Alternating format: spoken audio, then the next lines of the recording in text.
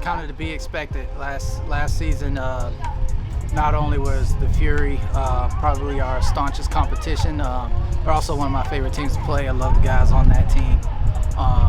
They always bring it in a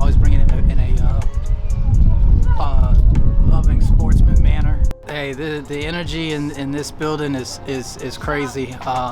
It is a smaller gym, and we like to pack it out. Our youth and community come out and support us really well. Well, it's a big game on the court today, but it's also a big game for us off the court. The crowd numbers in our games have just been going through the roof in this past kind of 6 months. The staff have been working really hard, engaging the community, getting our members in here, getting new families, new kids in here to watch basketball for the very first time. So it's a buzz out there already. It's like 20 minutes ago before tip-off. It's nearly full. It's just been amazing so far this season to see the growth that we've seen off the court. The number of kids that have been coming to the games, the way they've engaged with all the players, the way the no-bro guys have really connected with kids has been awesome to see. It's not just a big game on the court. It's actually a really big game for us off the court because it represents a growth in our club. And it's a shame it's the last game of the season because I want this to keep on going. But we've got big plans for next season, so hopefully we can take this to the next level then. But for today, it's a chance for us to celebrate with our crew, with our community, and enjoy the game. Probably thoughts that we had at the start of the season that it may come down to this game. Two very good teams, two good organisations, and all season we've been competing not just the senior men, cadet women, cadet men, junior men. Unfortunately at the other end in terms of our junior and senior women, still very competitive, but obviously a great rivalry between the clubs. It's great that Blaze have got what we've tried to have at Fury, a family situation, fans, lots of neutral fans along. It's not just fans from our teams, and that's what sport's all about, is encouraging people to come in. It's not just obviously myself, it's all the coaches, all the players' parents. We've got a lot of fans at our home games built up, and that's an important part of the game that's probably been missing over the years. We want to encourage people to come along and watch Scottish basketball.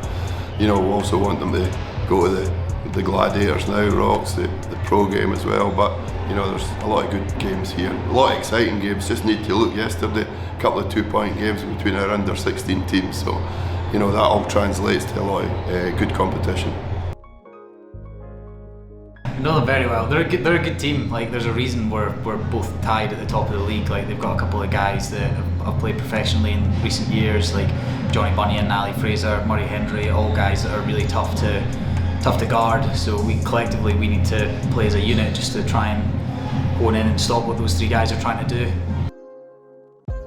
I'm the marshal, one of the marshals today, door marshals, to make sure everyone's having fun in a safe way and enjoying the game and helping out. It'll be a good game, two of the most consistent teams in the league for sure this year. Should be a good battle.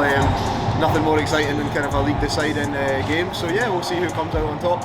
Blaze are probably one of the few teams in the league that have a very rigid game plan. They've got a lot of pressure on the ball, they move around a lot, they have a very kind of tight idea of what they want to be as a team, a philosophy is what they want to be as a team, and it makes it quite difficult to play against them. So we just have to be ready for their pressure and ready for some of their better players. Got a really good kind of American guy making shots at a very high percentage, so just need to be ready for them.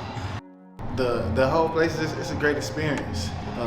Great community, great fan base, and everybody overall in the organization, they're just good people. It's a family-oriented place. So anytime you can go to a situation and they're accepting and they're family-oriented, that's always positive, and it just puts you in a good mood to make you feel accepted and make you feel like you're part of the family and organization. It's definitely an advantage. For some reason, when we home, we just seem to have more energy, and that's a testament to the crowd. They're coming out supporting, they're loud. They support every game, so we definitely appreciate them. And when we home, we leave it all out on the court, and we try to have fun, and they're the fuel to our fire. It is a positive halftime team talk. The players are mature. Players speak in the changing room, and that's the beauty of of the job Matt's done with the guys this year. Like, the players have a voice, and they have a voice because it's sensible. So you got people like Craig Malcolm, Ewan, James, and these guys, and Mike, and they make good, valuable contributions. And as a coaching staff, you should listen to that. So they've done a good job. Really good job from us, I think, in the second quarter, making an adjustment. We switched and put Mike onto Johnny Bunyan, who's the keystone for these guys. And Johnny's picking up 4 fouls, and you look at the fourth one, it came from Mike getting into passing lanes, deny Johnny the catch.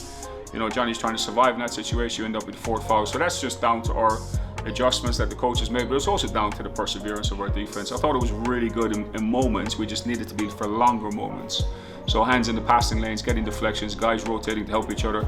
Can we stretch that out for 20 minutes? We do that, we can win this game.